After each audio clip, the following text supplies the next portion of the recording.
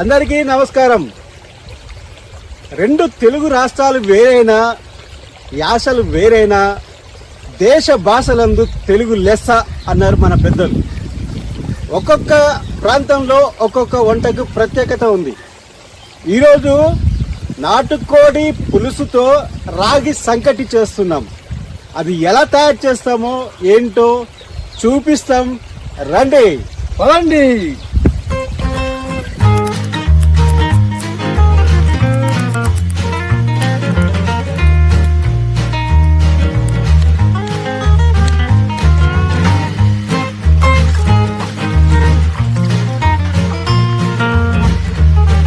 ఏంటిది కృష్ణ? అది కాల్చిన కొడుకన్నా నాటుకోడి పులుసులో ఒక మసాలాలు వేస్తాం కదా, ఆ మసాలాలో దీన్ని దంచేయాల్సి.